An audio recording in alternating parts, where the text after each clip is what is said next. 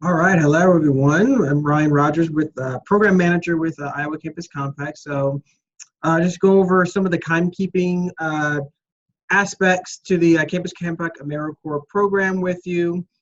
Today, just kind of going over the AmeriCorps policy with timekeeping for your members, going over our CCA policies, some common errors and findings that we usually find, what kind of support to expect from Iowa Campus Compact, and then I'll give you a little brief intro to the OnCall system if you haven't already seen it before, and then go over some supervisor responsibilities and a little Q&A at the very end. So should be relatively quick. Just want to make sure that you kind of have all the information that you need to be successful in monitoring and approving your members' timesheets throughout this academic year. So starting off here, so AmeriCorps policies. Just the prohibited activities. So members cannot record hours which violate any of the prohibited activities. And these prohibited activities are on their member agreements. It's in the host site agreement as well. And then we'll also have those posters for you to place at your host site. So that was one of the new requirements for this year that was discussed during the supervisor orientation. On the orientation agenda, so when we orient the members, so if it's a 300-hour member, we'll do those pre-service orientations, which I'll go over all the prohibited activities with them. And then full-time members, they will have an actual orientation, and it will be on their orientation agenda as well. So several different places where you'll see these prohibited activities occurring in different places, but just making sure that they cannot record any hours that violate any of these. Members cannot record any fundraising hours which violate AmeriCorps requirements. I will say, just before I go any further with the fundraising hours, is that when I'm doing the orientation with members, I generally just say that fundraising is not allowed, and if they are asked to do any type of fundraising activities, to reach out to you first or to reach out to me, just so we can then verify with Volunteer Iowa whether or not these fundraising hours are allowed or not. 9 out of 10 times they're not allowed by AmeriCorps, but there might be some situations where they are allowed. But in general, usually they are not available for the grant. So they cannot apply for federal funding. They can't raise funds for their own living allowance.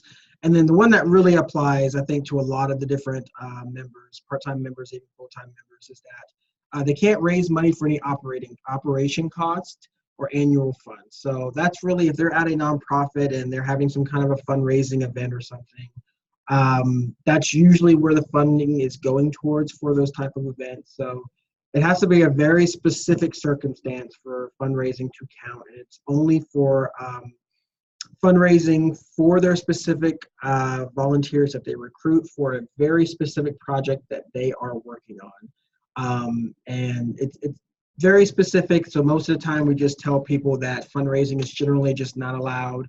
Once they get access to their timesheets, it's separated into 3 different columns. I'll show you that at the very end of this. But I always just tell them just ignore the last column. But before they put anything into the timekeeping system, and then definitely to you all, before you approve any type of fundraising hours, reach out to us first so we can see whether or not it is allowed before it is approved, and then we have to go back in and kind of remove it after the fact. So those are kind of the 2 big ones there, just prohibited activities and then fundraising hours.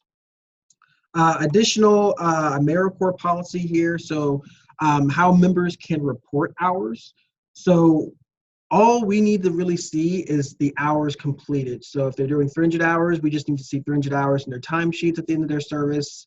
If they're full-time or half-time members, we just need to see the 1,700 or the 900 hours in their timesheet. So they don't need to let us know any kind of vacation or sick leave on their timesheets.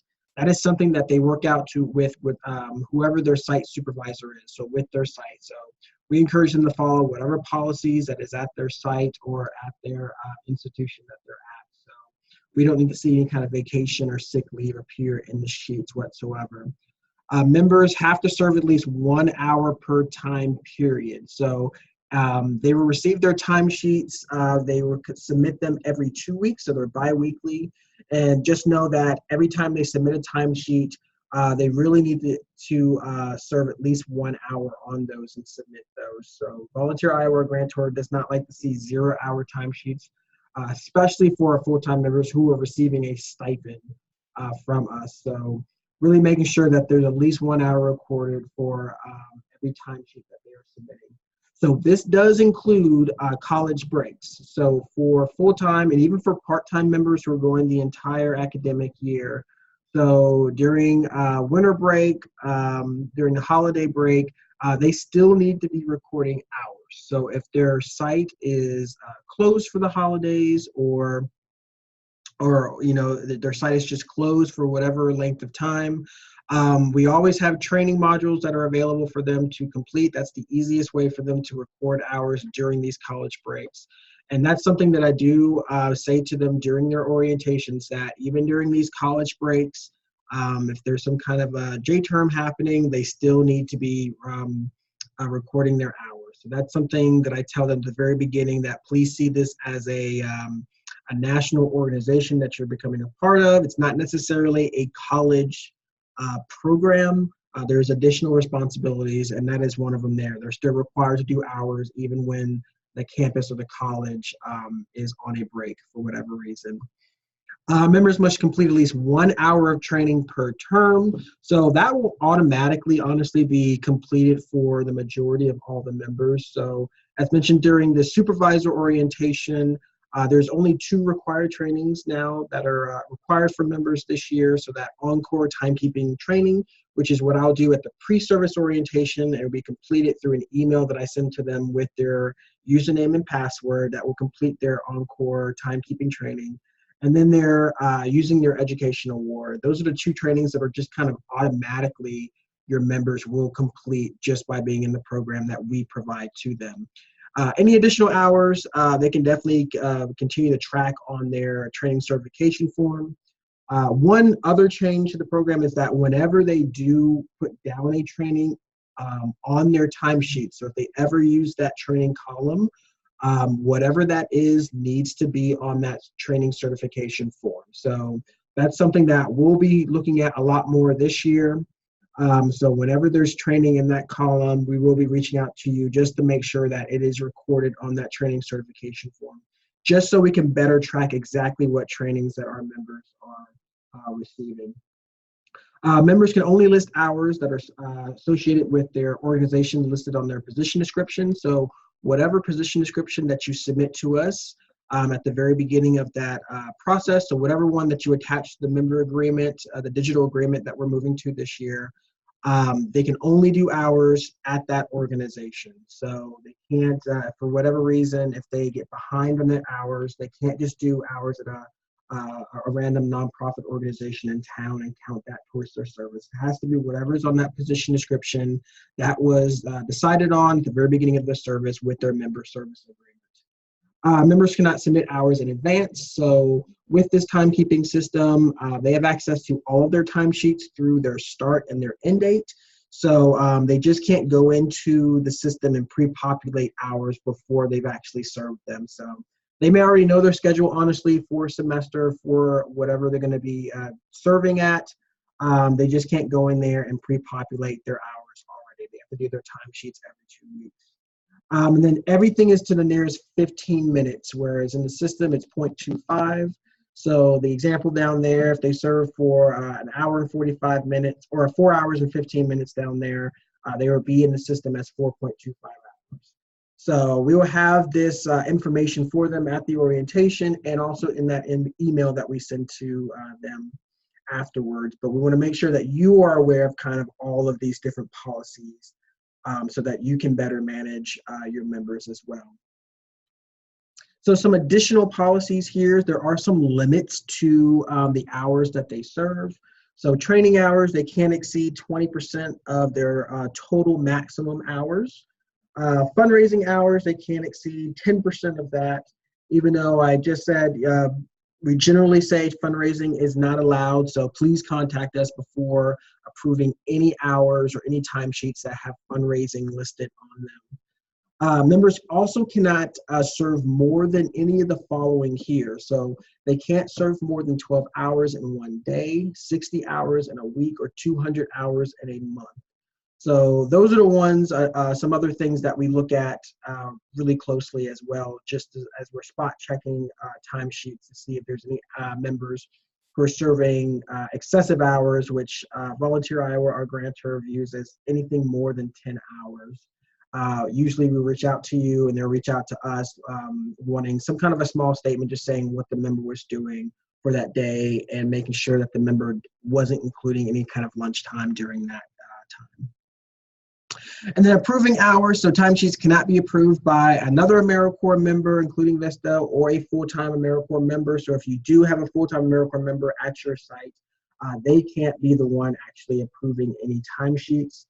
And then supervisors are responsible for the knowledge of the day-to-day activities of the members' timesheets. So whatever the members are putting into the timesheets, you are still responsible for that knowledge and for approving those times that are in there. So if you have any kind of way of verifying those times, that's something that we, Volunteer Iowa, will always like to know. So if you're verifying their time through the organization's sign-in sheets, so if the organization is having all of their volunteers just sign in and sign out, that's a good way to kind of get copies of those just to make sure that you're knowledgeable about what the specific activities that the members are doing. If they're on site, it's definitely easier, but if they're off site, that's really the best way to make sure you're tracking if all the hours are actually true and accurate.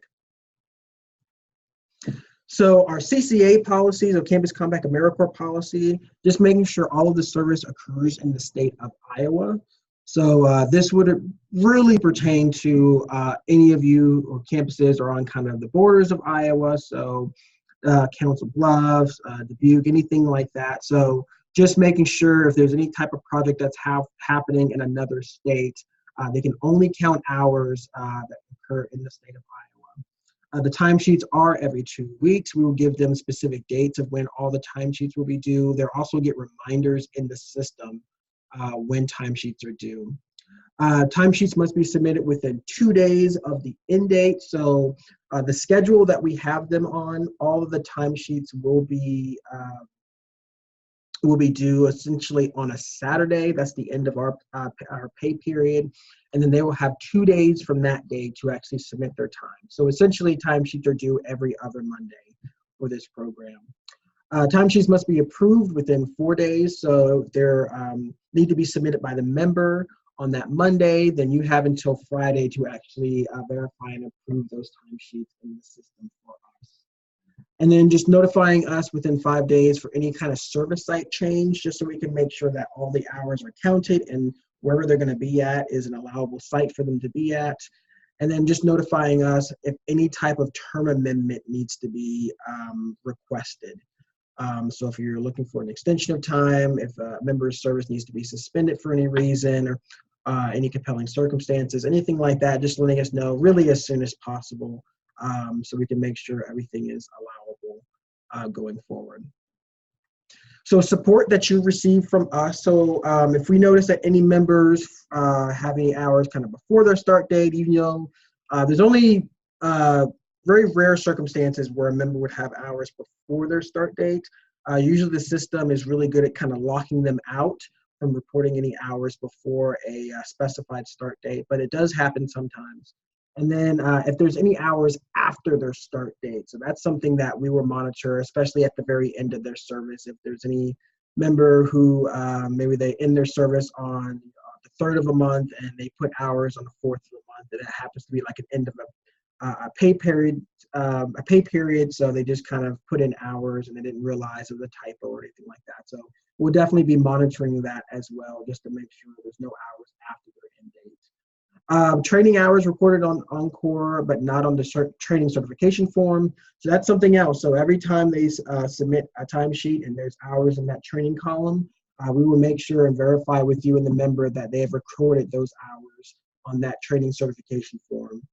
And that form really just captures the date that the training happened, what the training was, and who provided the training. That's really all we're looking for with that certification form. But every instance of training that's being recorded in the timesheets need to be reflected on that certification form. And then members that do not submit timesheets in a timely manner, so they'll receive reminders from the system before a timesheet is due, and even afterwards. So if they miss a timesheet and they have a late timesheet, they'll be reminded that they have a late timesheet in the system. If there's ever a point where there's 2 late timesheets in the system, I will send an email directly to them, letting them know that they need to submit their final all those timesheets, those late timesheets, by a specific date. So it's most likely going to be the next time timesheets are due. If they don't submit it by that date, and at that point they have 3 late timesheets in the system, we have to begin exiting them for cause from our program. So that's why we have so many of those built-in reminders in there, so that people can succeed in the program and we can really intervene before we get to that point where we have to exit them, begin the exiting process from the program altogether. So any questions so far just about our policies, AmeriCorps policies, and the support kind of we'll have with you all?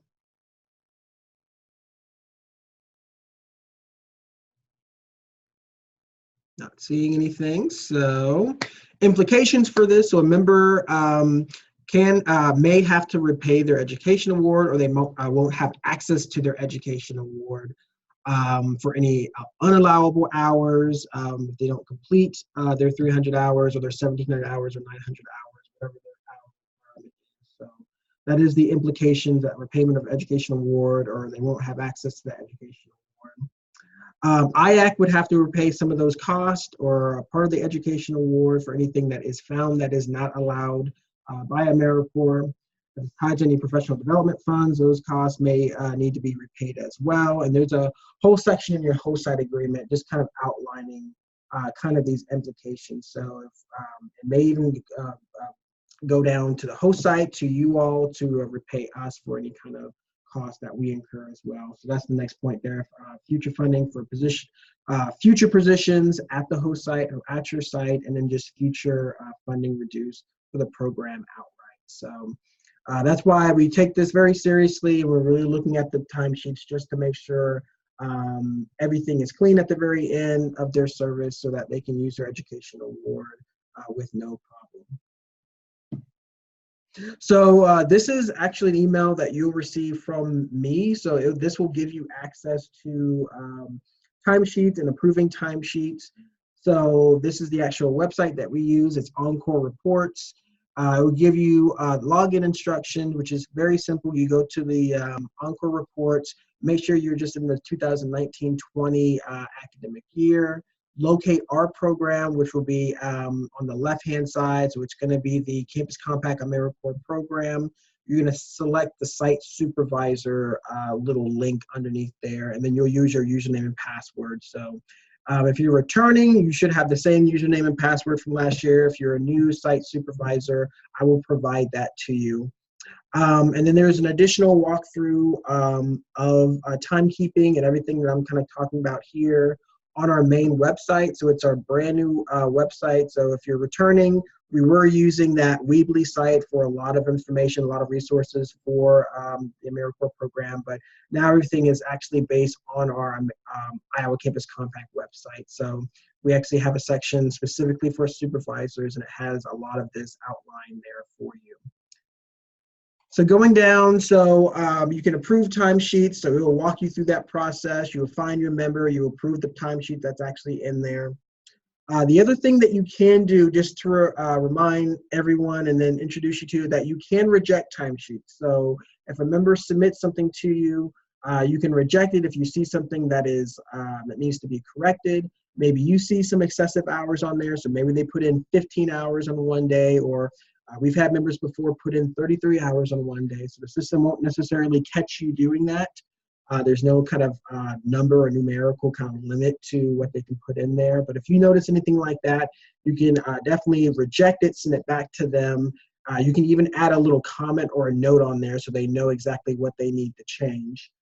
Other things to kind of look out for is if they put any hours on like on a holiday at all. So that's usually one of the things that we look at as well. So during a holiday break, maybe they did 6 hours on Christmas. Just kind of catching that, making sure that it's actually accurate. They can definitely do hours on holidays. We'll definitely need a little bit of an explanation of what kind of hours that they've done. But if it's just simply a typo, just know that you have that control to send it back to them to correct.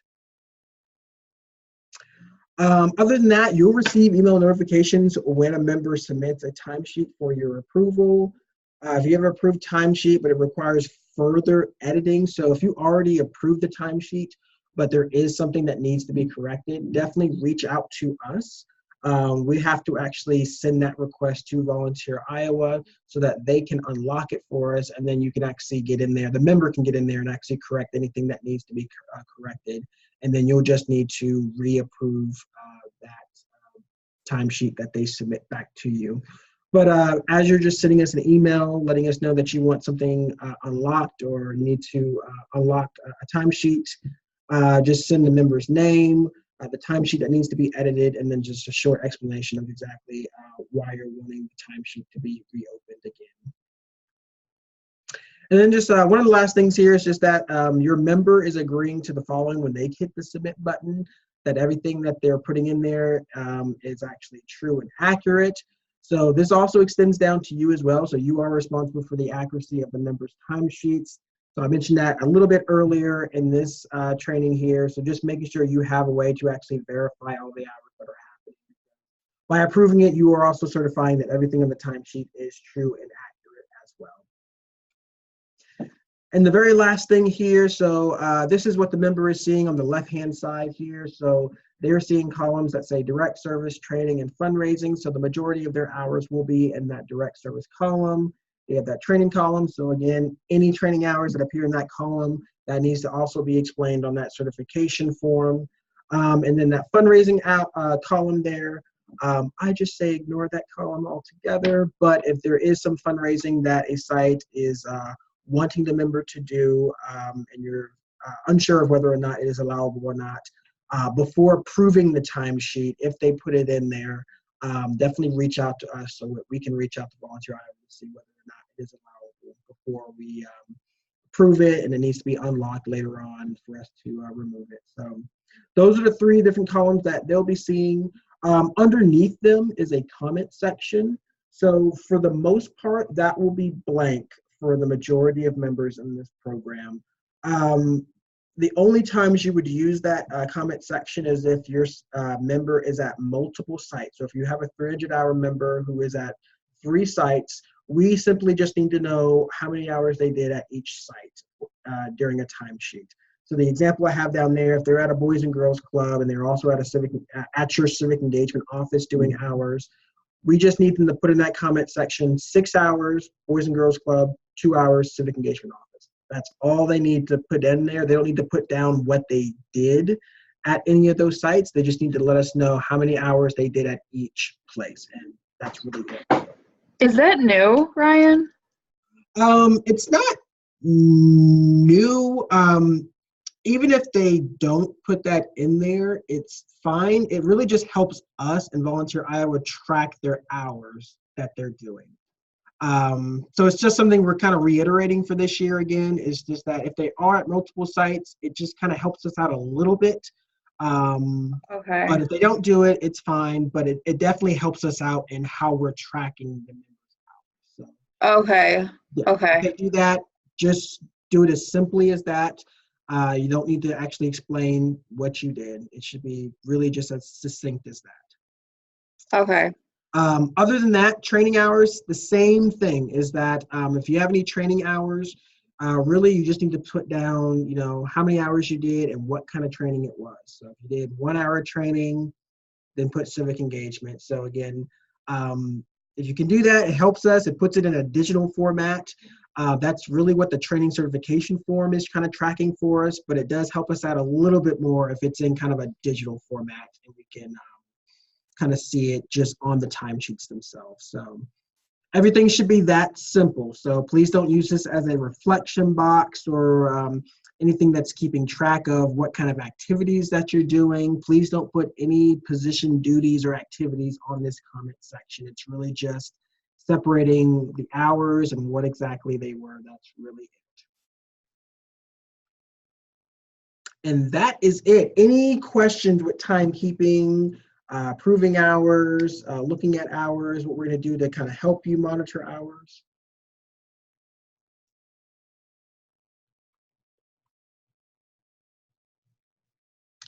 Not seeing anything come in. So if you have any questions later on, definitely send me an email, shoot me a call. I can definitely answer it for you. As discussed during the supervisor orientation, so the roles for everyone in the office. So Justin is all the grant, financial kind of items. I'm more of the training, orientation, member success. And then Carly is the one that's going to be really monitoring the timesheets this year. So if any issues kind of arise or anything like that, she's going to be the one really looking at any hours on holidays, any excessive hours, anything in the comment section. So she's really going to be tracking that a little bit more for us. So any specific questions about timekeeping or timesheets that your members might have, Carly is the one that really reach out to for those type of answers. So if that is it, thank you guys so much. So we'll have this recording available for you on our Iowa Campus Compact webpage for you at the end of the day today. So thank you guys.